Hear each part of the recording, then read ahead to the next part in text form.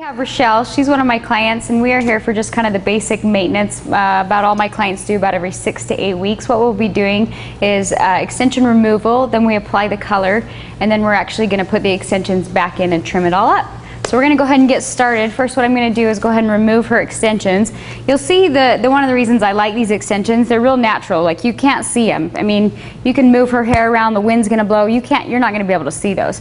I place them pretty low in the hairline, you know, so just so they look more natural. Another thing I do that makes them look more natural, as you can see, this is blonde hair, but I've gone in and I've painted kind of her natural color so that when this grows out, it's not going to be these blonde extensions. It's kind of more of her natural color. So another reason I like this method is most extensions, if you're going to remove them, I mean, it's going to take you a good, at least, you know, an hour, 2 hours, 3 hours. This maybe will take me 5 minutes. So here's her track. Simple, easy. Here's her real hair. You can see how that kind of fills it in, and it just adds quite a bit of thickness and volume. We're actually going to add some lowlights into her extensions. I don't know if anybody's had extensions, but if you have, you'll notice a lot of times with the blondes, they tend to fade kind of yellowy. I like to add a few lowlights every now and again just to kind of give it more of that natural look. Okay, so here I'm just going to take the beads out. And you've seen a lot of singles done with beads. These are similar, but a lot of times with the single beads, they tend to slip out. These don't really slip out because they're all kind of anchored off each other. So you don't really, I know a lot of girls who have the single extensions with beads, they say by the time they're due to have them tightened, they have, 5, 6, 7 little singles that have come out. These you're not going to come out. All right, so a lot of times when I take my extensions out of my clients, I like to trim it out with them, or trim it up with them out. So I'm just going to do just a quick trim on her ends. And we're going to go ahead and get started with color. As you can see, I've mixed 3 colors here. We have a semi-permanent, a permanent, and then a highlight. Okay, so what we're going to be doing, I kind of talked about it a little bit before. She kind of has the melty look going on, but the ends have definitely faded out.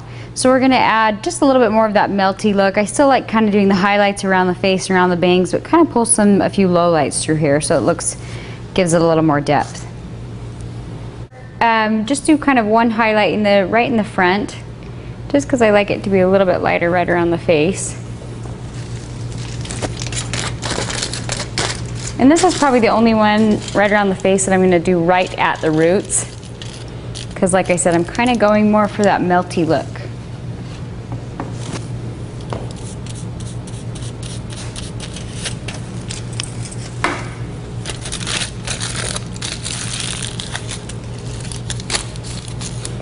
And I don't want her to be too blonde, so I'm going to add just one very small brown, kind of a caramely brown right in the bangs. Because sometimes having that contrast actually makes your blondes look brighter.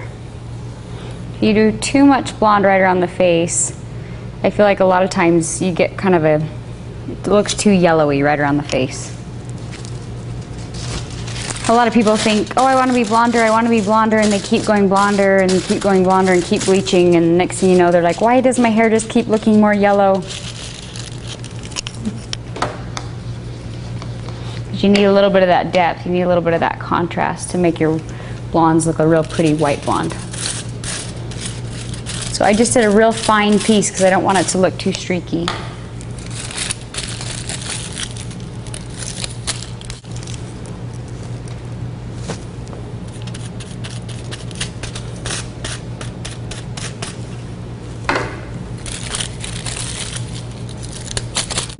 Now I'm going to start the highlights going kind of down this way because I don't want them to look too streaky or too stripy.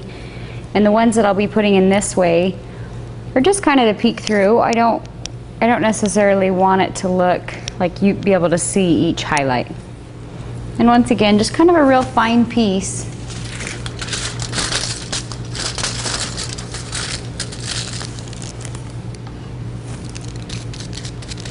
Not gonna touch it all the way up to the roots there. Now if it's further down on the hairline, I don't mind kind of doing them a little bit closer to the root, just on the very top. I don't want them right at the root. So I've gone in and I've done all my blondes, kind of spaced them out. Now I'm going back through with just a few browns. And when you're pulling browns through kind of bleachy ends, I prefer to use a semi-permanent. Okay, so this is my base color. This is a permanent color that I'll be putting on her natural color just to lift it, maybe 1 or 2 shades is all. And you'll notice I kind of left this whole crown out because I don't want highlights right along the crown.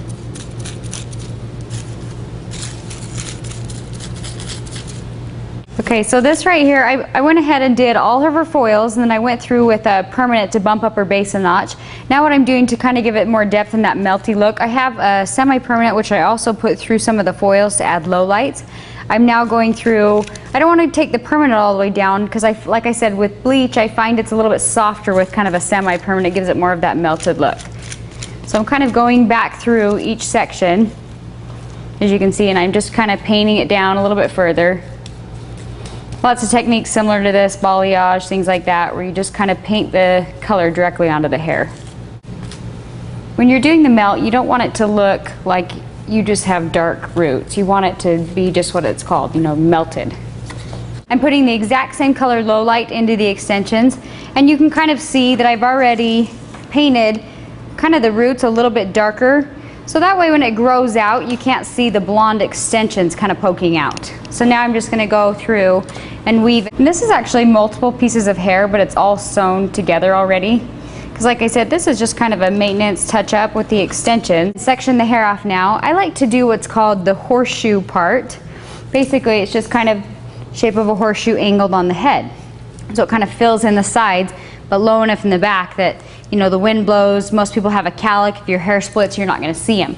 The more extensions you have throughout the hair, the more it's going to pull and kind of cause a little bit of breakage. But if you can minimize that and have more hair in one section, not only is it going to look better on your hair, it's actually going to be better on your hair and cause less breakage and damage. So we're going to go ahead and get started. And we're going to start them pretty high in the hairline here. So when you're doing extensions, you want to make sure, a lot of people will get the beads a little bit too tight. In doing that, you don't want it to be so uncomfortable it's going to cause breakage in the hair. So make sure, you know, you check with your clients. Is that comfortable? Is that pulling too much? That kind of thing.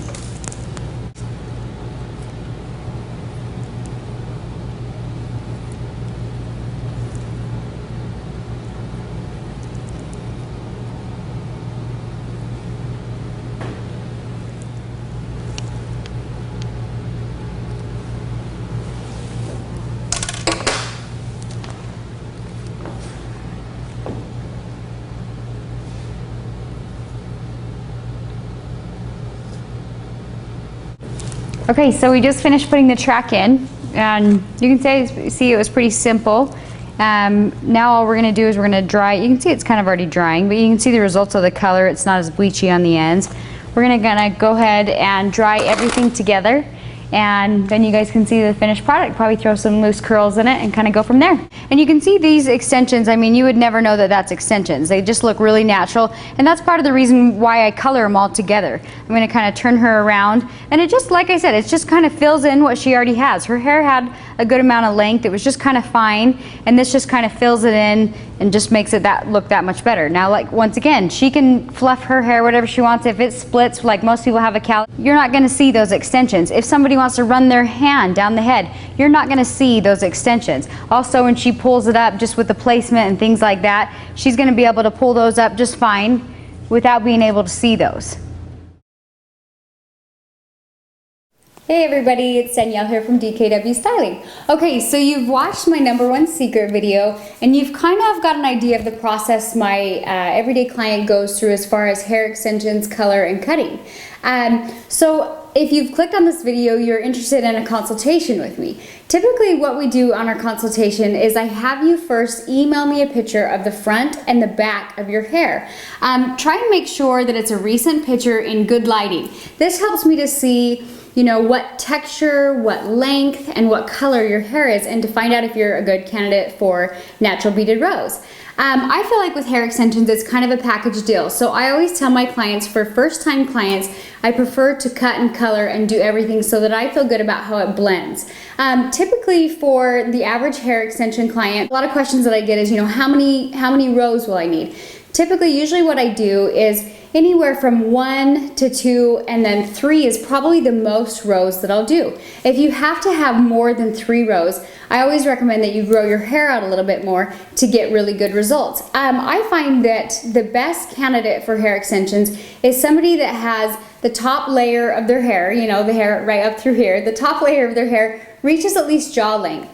This helps so that it doesn't have kind of that shelf effect. It helps it kind of blend and look more natural. A big piece of making natural beaded rows look more natural is the cut. So I'm very specific and picky on how I color, cut, and place my extensions.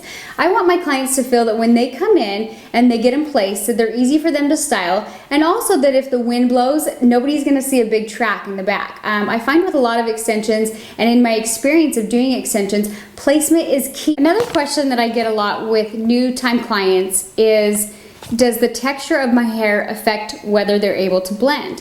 And I always tell first time clients, if your hair is naturally really, really thick, you have to add in that much more extensions. So we can always get it to blend, but it's a lot of hair that I have to put back into your hair and able to get it to blend.